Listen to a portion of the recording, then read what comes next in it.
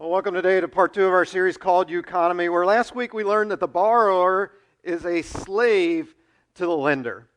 And what we discovered is that most Americans are slaves to their money. How do you know if you're a financial slave or not? Well, if you've ever said something like, I would really like to be able to buy a house instead of always having to rent. Or I'd love to be able to tithe, or I'd love to be able to take a vacation, or I'd love to be able to have more kids, or have my spouse stay home to take care of the kids. But man, we just simply can't afford it.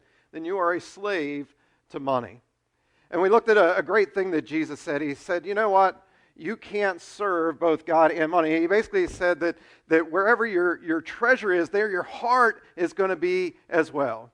And that you can't serve both God and money. It just doesn't work out that way. Because you're always going to love one more than what you love the other. And Jesus talked about money and possessions and finances more than he talked about anything else. In fact, he talked about it more than he even talked about heaven and hell combined. Because he knew that money was going to be the number one competitor that he would have for your heart. That this was going to be a big issue for you. And as I shared with you last week, this isn't just a financial issue. For Jesus, this was a spiritual issue. How are you doing with the resources that he's entrusted to you? And what we discovered is not very well. We're not doing a good job with our finances. While our mouth says, I love Jesus with all my heart, our credit card statements and our checkbooks say something completely different. We have gotten in a really bad place as Americans. We are full of debt. We're full of greed. We're full of all kinds of things that we simply should not have as followers of his. And so we talked about, you can't serve both God and money, that money is something that is supposed to serve you. But that's not where we're at. We're full of debt. Most Americans are living paycheck to paycheck. Many of us have forgotten what our grandma taught us as we were growing up.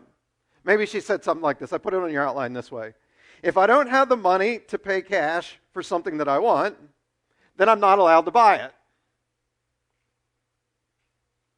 Did you ever have somebody tell you that, a grandma or somebody like that if I don't have the money to pay cash for something that I want, then I'm not allowed to buy it? Now, some of you are looking at me like really crazy. Like, what?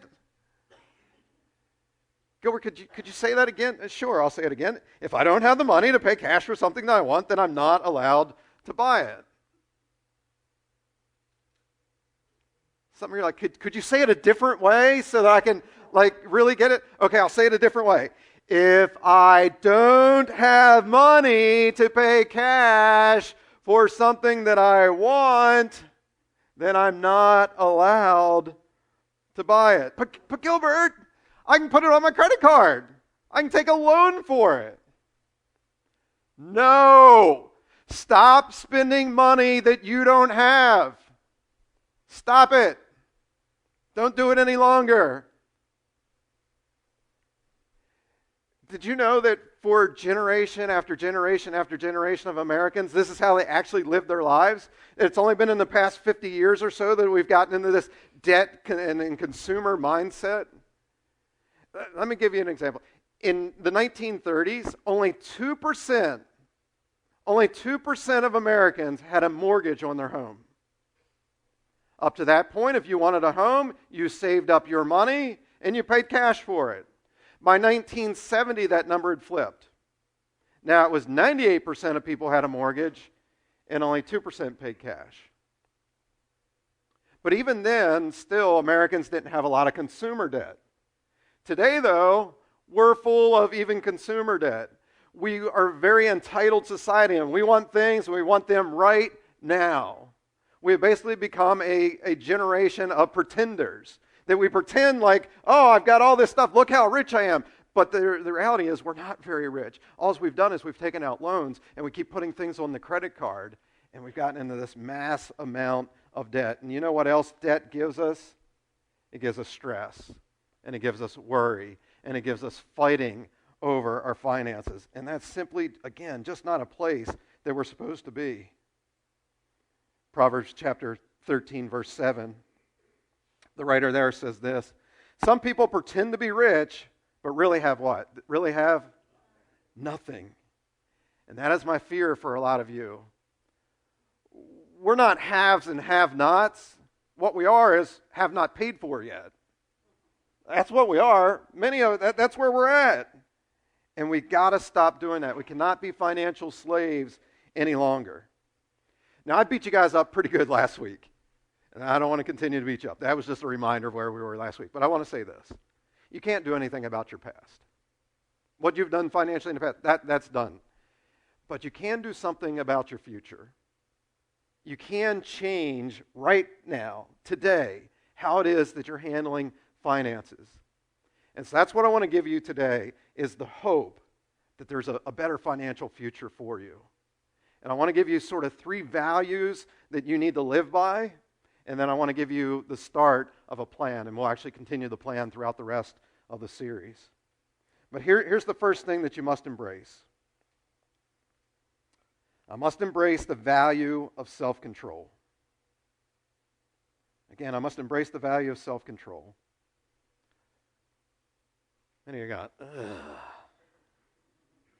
self-control. Let's actually say that, just so you can get it out of your system here. Let's say this one together. What is number 1? I must what? I must embrace the value of self-control. All right, that wasn't too bad. Let's try it again, this time with a smile on your face, though. Like you're not in agony saying it. Ready? So let's do it. I must embrace the value of self-control. Proverbs chapter 25, verse 28 says this. A person without self-control is like a house with its doors and windows knocked out. Let me ask you a question. What would happen in your home if suddenly we took away all the doors and all the windows? Shout out some things. What would happen if there was no doors, no windows? What? It would get cold. What else?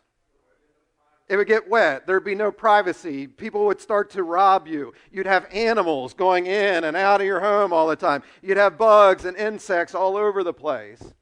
Eventually, the weather would so damage the house that the value of the house would do what? Would it go up or the value would go down? The value would go down. And what the proverb writer is saying here is your life is the exact same way. When you do not have self-control, you're like a house without any windows and no doors, that all of a sudden things are going to happen and it's going to be a very, very bad situation. Last Friday, a week ago, Lisa and I, we were shopping, and there was a lady in front of us, and she had 3 kids, and I'm guessing they were anywhere from like 6 to 10 years old, somewhere like that. And I never did figure out if she was the mom or the stepmom or what the deal was. These kids were brats. You ever been in a store before where like the kid is like yelling and screaming at mom that, I want this, and like finally the mom just sort of gives in? This wasn't just one, this was 3 of them that were just, it was miserable. And we're right in line behind them, and it was a long line. It was like, oh, please, Jesus, if there was ever a time for you to come back and take us, this is the time, like right now. I mean, come on, dude. I mean, it was bad. And of course, what did she give? What did she do? She gave in to him, right? Guess what? That little brat still lives inside of you. But now that little brat doesn't want candy or a toy. That little brat wants a new car, a big screen TV, power tools, a new purse, a new outfit. We've got to tell that little brat to sit down and shut up. This is what self-control is telling little Johnny, little Susie that lives inside of you, no, I'm not spending money that I don't have. Now, ladies, here's what you tend to do. You tend to, and I'm being stereotypical here, all right? I'm being stereotypical. Here's what you do. You tend to nickel and dime things. It's like, a latte here and a purse there and shoes here. I mean, just little things, and they start to add up. Ladies, you'll say things like this. Well, I had to get a new pair of shoes. Well, why? Well, because I just got my hair done. And I got a new color. And I needed, my shoes to match the thing. And then I saw a belt that was the same color as the shoe, so I had to get the belt. And then I saw the earrings that went along with it and the purse that went along with it. But don't worry, Kohl's had it for 20% off. Think about how much money I saved. Ladies, you didn't save any money. Just because it's on sale doesn't mean you save money. You still spent money. So ladies, tell the little Susie inside of you, that little brat, to shut up. No, I'm not getting it. Now guys, we do the opposite thing. We tend to splurge on like big things. Again, being stereotypical, but guys, we'll do something like that. We'll go, honey, come out in the driveway. Look at the new truck I just bought. Or guys, we'll buy like power tools and things that, and we only have like one use ever for that power tool, but we buy it anyway. Why? Because I needed it. Guys, tell little Johnny to shut up. No, I don't need that. Ladies, you don't need to get your nails done twice a month. I've shared this before. I have never once with any guy friend been walking along and the guy goes, dude, check out the nails on that one. It just never had that happen before. Ladies, we don't care. We don't. Guys, you don't need to go golfing every single week. You just simply don't need to do it. We need to learn to say no. Say no to that $4 cup of caffeine. Parents, it is not child abuse if you tell your kid that they can't have the latest iPhone or the newest gaming system. No one here today needs a brand new car when a used car will do. I'm not saying that there's anything wrong with those things, but all those things are luxuries that you can buy after you get out of debt. Let me say that again. Nothing wrong with all the things that we typically spend our money on, but they are luxuries that you can afford after you are out of debt. Once you're out of debt, you can buy all those things. In fact, buy a brand new car with the leather seats and the butt warmers and the whole 9 yards. I mean, get one for your mom too. I mean, you love your mom, so buy her a brand new vehicle, but only after you're out of debt. Until then, you've got to learn the value of self-control and saying no. So here's the principle. Put it on your outline this way. If I learn to say no for a short time, then I'll be able to say yes for the rest of my life.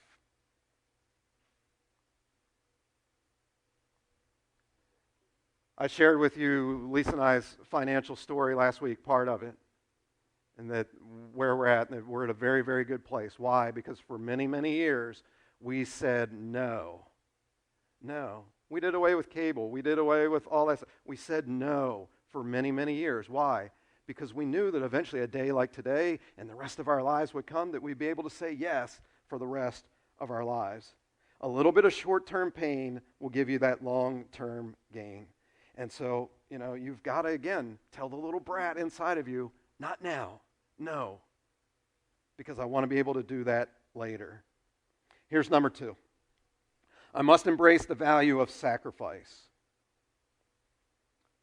And really, this is a thing that we need to learn in every single area of life, because this is the heart of what Christianity is all about.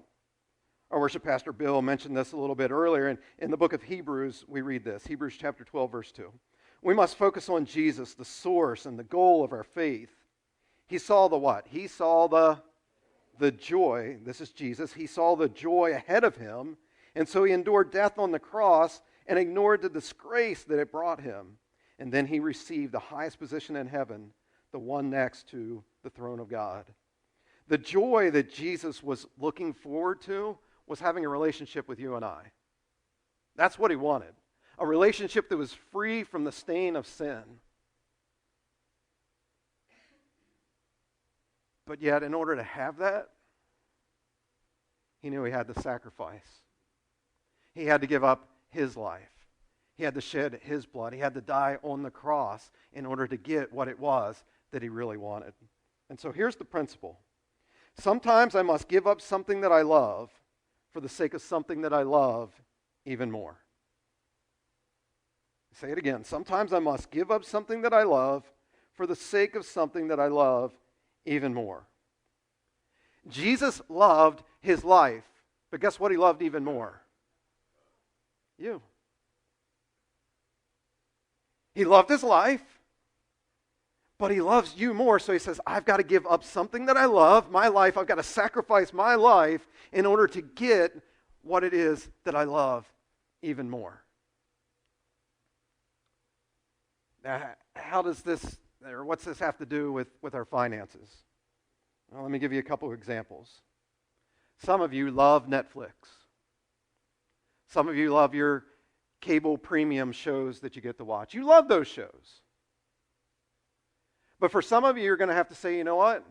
I'm going to give up something that I love for something that I love even more, like having a debt-free Christmas. Or being able to send my kids away for college. Or being able to take a vacation and make memories that are going to last for a lifetime. You give up something that you love for something that you would love even more. Many of you love to go out every single day for lunch with your coworkers. Or you love stopping at Starbucks and getting that $4 cup of caffeine. But what you're going to do is you're going to say, you know what? I'm going to say no to something I love in order to say yes to something that I love even more. You know what you would love even more? Never having a car payment again. Never paying the mortgage again because you don't have a mortgage. Again, sometimes we got to say no to things that we love right here and right now in order to say yes to the things that we love even more. So what are you going to have to do? Well, you're going to have to start making your own coffee. You're going to have to start making your own lunch and brown bagging it. Now, I'm not saying that that's the solution to everything, is, brown bagging your lunch. But it's a start. Did you know that they actually did a study of the difference between people that brown bag their lunch versus people that buy a lunch at the cafeteria or at a restaurant every single day? Over the course of 40 years, the difference is $112,000. It's a lot of money. And again, I'm not saying that brown bagging it, making your own coffee is the solution, but what I'm trying to get you to see is we've got to learn how to sacrifice. We've got to learn how to say no and give up some things that we love in order to say yes to the things that we love even more. But that's just simply not our attitude so often. We're like, but I want things and I want them right now. And so I'll just put it on the credit card. And I'll just take a loan. And you see, we've learned to ask the wrong questions. We ask questions like, well, how much down do I need? Or how much is this going to cost me every single month? The better question to ask is this: how much is it going to cost me long term? Or an even better question is this one: what is the cool cost? Cool stands for the cost of opportunity lost. What is the cool cost? Let me give you a couple of examples of this. Right now, in America, the average household consumer debt is $14,517. Consumer debt, by the way, is just anything that doesn't appreciate in value. So your home is not consumer debt because your home should appreciate in value. A car is consumer debt because cars depreciate in value. Your coffee, your purses, your power tools, your big screen TVs, all those things, that's consumer debt. And most people put all that on a credit card. Now that $14,517, it could have been like a big splurge purchase. It could be just those little things that just keep adding up over time. But what is the real cost of that $14,517? Well, most people, again, are putting it on a credit card. 18% is the average rate on a credit card. And so if you were to pay off that $14,517 worth of debt, your minimum payment per month would be $217.93. Take a wild guess how long it would take to pay that off. Take a guess. I hear 20, I hear 30, keep going higher. 40 years. Here's where it is there on your outline. It would take you 40 years, and with interest, that $14,000 would be $104,606.40. Here's where it gets even worse. You thought that was bad. It gets worse. Because remember I said you got to calculate in what is the cool cost. Cool stands for the cost of opportunity lost. Instead of $217.93 to your credit card company every single month, what if you had invested that money instead? And over that same 40-year period, what if you gotten a 12% return on your money? And I'll share with you next week where you can get a 12% return on your money. That would have equaled this: $350,820.94. Here's where it gets even crazier.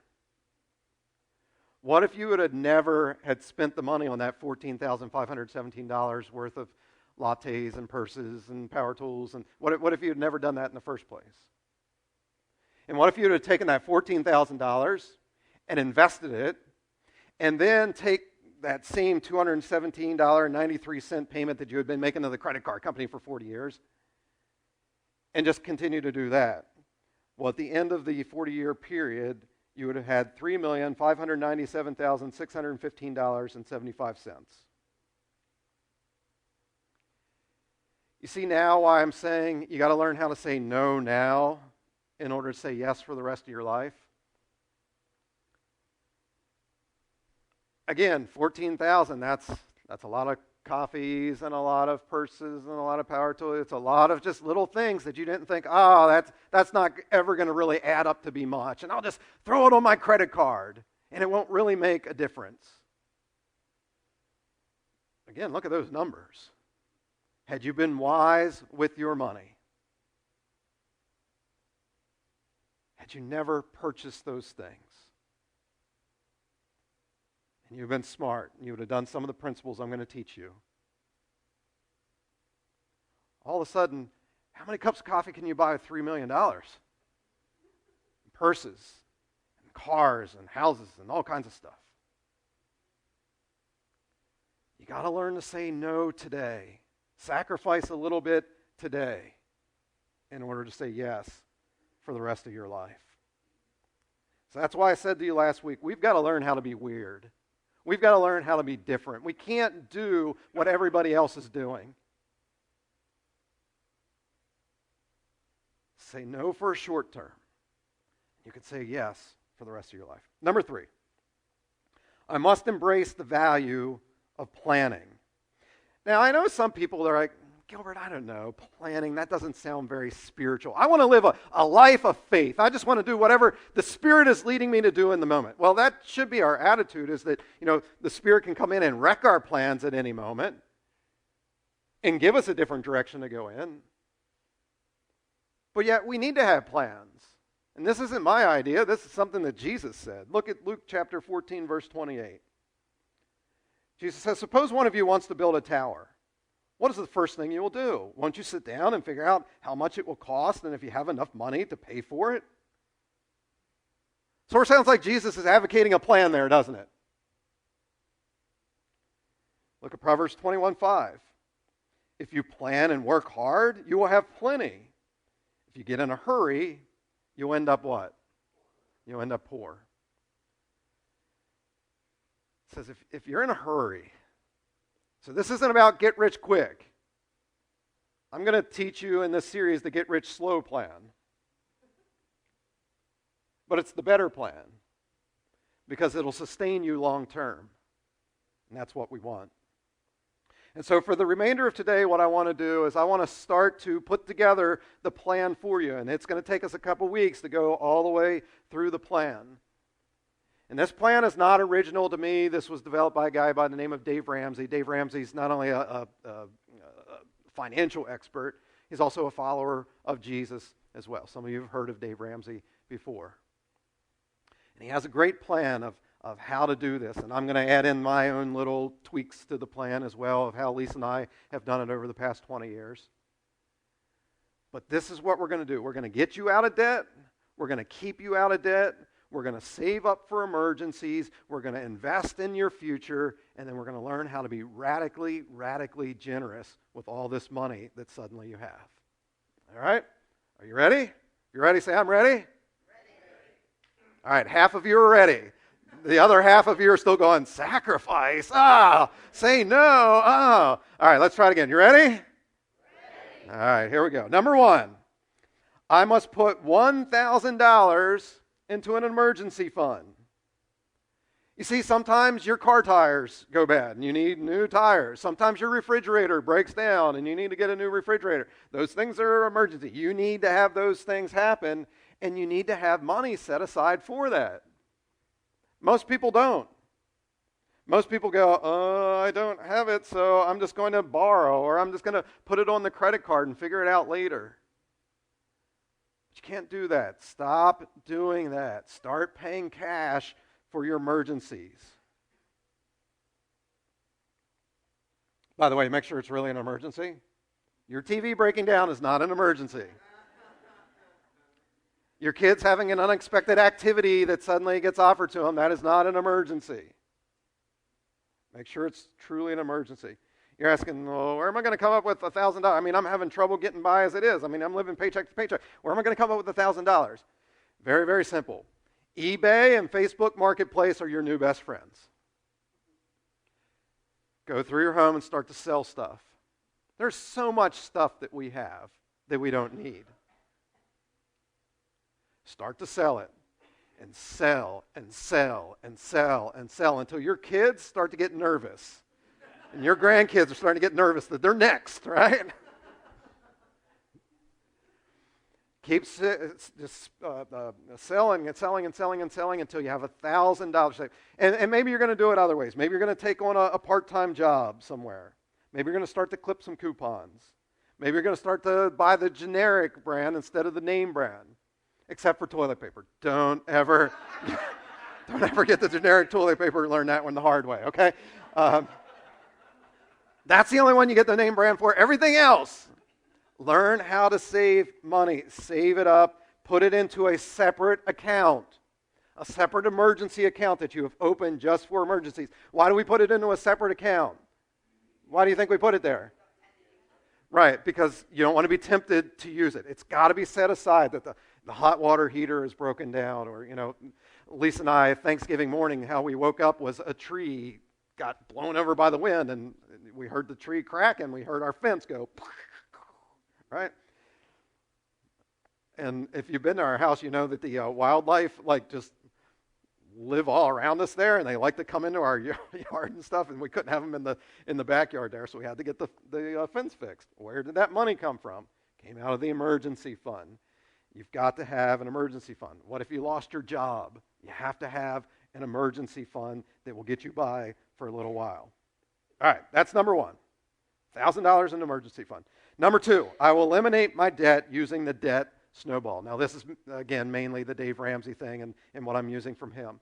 The debt snowball. Now, this in the past, I know, is when I try to explain this real quick in a sermon, it's a lot of information to take in. So if you need help, please approach me outside of, outside of church, and we can get together and help you put together this plan, okay?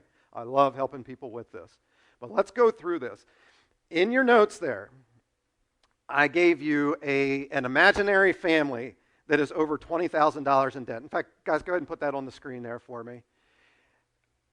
What we have there is, on the left side, that's who you owe. So you owe Lowe's, and you owe Target, and you owe your parents, and your Visa has a balance. You have a car loan that you have out. You have some school loans that you have out. So that's who you owe. The next column then is the total amount that you owe. Again, if you would add all those numbers up, that'd be over $20,000. The next column then is the minimum payment that you're making every single month in order to pay all that off. Now, if you were to add that minimum payment together, that would add up to $910. Okay, so again, imagine you're this family, you have over $20,000 in debt, and you're trying to pay off the debt by making these $910 of payments every single month to pay it off. Does this make sense? All right, just ignore that last column for right now, okay? Does that make sense where we're at so far? Okay, here's what we're going to do. again, we're going to have to come up with some extra money. And what you're going to want to do is come up with an extra $200 per month.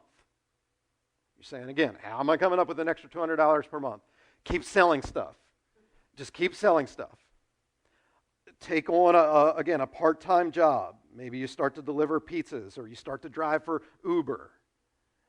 Whatever it is, as long as it's legal, moral, ethical, start to do some online data entry, whatever it is that you can do, come up with an extra $200 per month. And that $200 per month is going to change your life. Let me show you how. We're going to eliminate our debt and then do even better. Watch this. What you're going to do is you're going to start with the lowest amount that you owe. So right now that's in the order that it needs to be, but you need to do this on your own. Take all your debts that you owe. Don't worry about the interest rate. Just who do I owe the least amount to? And that's what you put up at the top. So that's why Lowe's is number one, $450 there. And then you're just going to keep listing them down. Everybody with me? All right. Now what you're going to do with your extra $200 is now go up here to the new payment for Lowe's. You're going to take the $50 you have been paying them. Now you're going to add that $200 to it, and you're going to start paying Lowe's $250 a month while you're still paying Target $30 and your parents $200, Visa $30, your car $400, your school $200. Now, how much did we owe to Lowe's in total? How many? $450. How much are we now paying them? $250. So how many months does it take to pay off Lowe's? Just 2. Now you're going, cool, I got one of my debts paid off. I've got more money to go and spend. No. Stop spending money you don't have. Tell little Johnny, tell little Susie to shut up. What you're going to do now is take that $250 you had been paying to Lowe's, and you're now going to start applying that $250 to the next person you owe, which is Target. So how much had you been paying to Target per month? $30. But now you're going to take that $30 plus the $250 that you're no longer giving to Lowe's, and now you have a new payment of $280 that you're giving to Target. Now, how much did you owe Target? $650. How many months does it take to pay it off when you're paying $280? 2.5, 3 months. What do you do at the end of that when they're all paid off? You take that $280, now you add it onto the next line. You see how that's working? Is this making sense? Take that $280, add that on to what you're owing your parents, that $200. Now it's a new payment to your parents of $480. Takes about 4 months or 5 months, or 3 or 4 months there. You get it all paid off. You just keep applying it until you have all of your debts paid off. Now here's where this becomes really, really neat. In your notes, I put this for you. Had you made the minimum payments of that $910 per month, it would have taken you 120 months to pay off that $20,000 worth of debt, or 10 years. And again, that's assuming you didn't take on any additional debt. However, with the debt snowball that we just did there, did you see how the debt just started? We started to snowball that right away. With the debt snowball, instead of 120 months, it would only take you 21 months to pay it off. That's a difference of 99 months. Now, we're going to take that $1,110 that we had been paying towards debt, and we're going to invest it. Now remember, it was going to take you 10 years to pay it off, 120 months. So you were going to make that payment regardless. But now, because we figured out how to come up with just an extra $200 per month, we got that down to only 99 months. Now for the next 21 months, now for the next 99 months, we're going to invest that $1,110, and we're going to get that 12% return, which again, I'll tell you how to do next week. What you have at the end of that time is $186,569.86. What could you buy here in the Harrisburg area for about $186,000? A house with cash. or you could pay off your mortgage. Are you seeing how cool this is? In only 10 years, we paid off $20,000 worth of debt, and we paid cash for a house. Because we were able to come up with an extra $200 per month. Absolutely amazing. Think about how different your life would be if you had no credit card debt, if you had no car payments, if you had no more student loans. And as crazy as it sounds, how different would your life be if you had no more mortgage? What could you do for the kingdom of God, for the glory of God, if you were completely debt-free? And it only took you 10 years to get there. Many of you have way more than 10 more years left in your life. What if you learn to say no today for the next 10 years? Got completely debt-free. How much could you say yes to then for the rest of your life?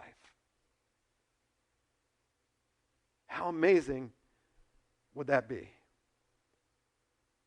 How generous could you be when you see a need in downtown Harrisburg, when you see a need here at the church, when you see a need in one of our partners in Haiti that we have or other countries that we support, to be able to go, I've got it. I can just write a check, take care of that. It's all about our attitude. Are we going to continue to be very me-centric and very much, I've got to have it, and I've got to have it right now? Is that cup of coffee so important to you?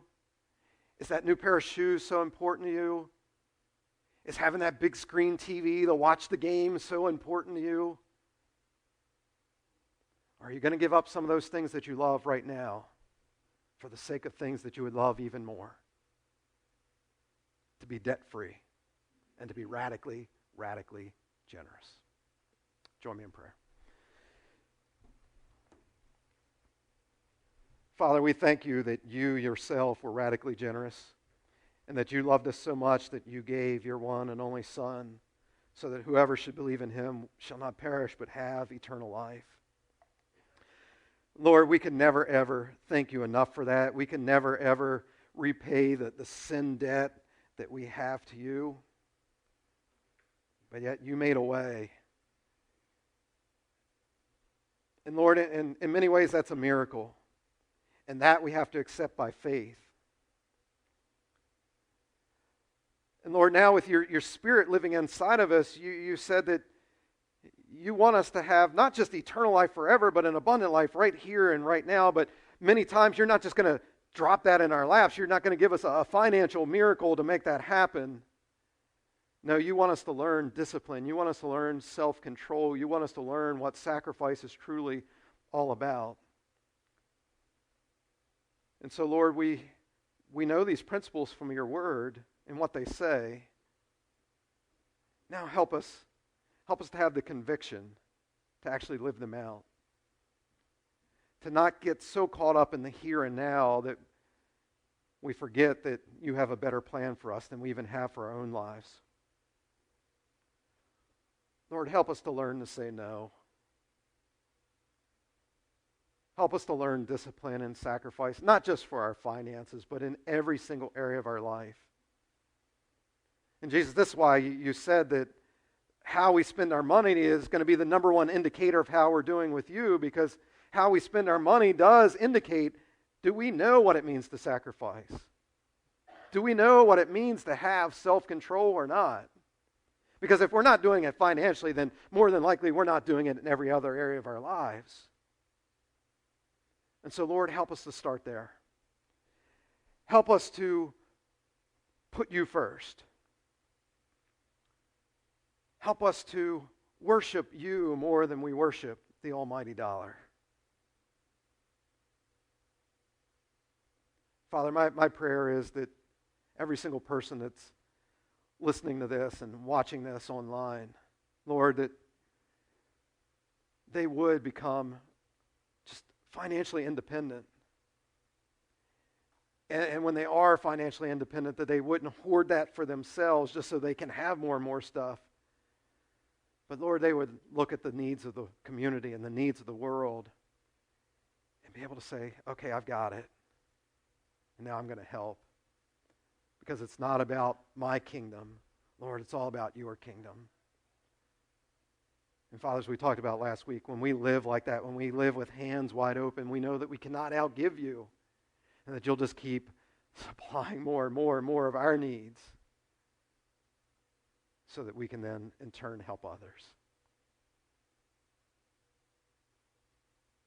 Lord, I look forward to a couple years from now, and 5 years from now, 10 years from now, being able to look back and people in this congregation, again, people listening online, that they would say, wow, I started applying those principles there in 2020, and look where I'm at now. No more debt.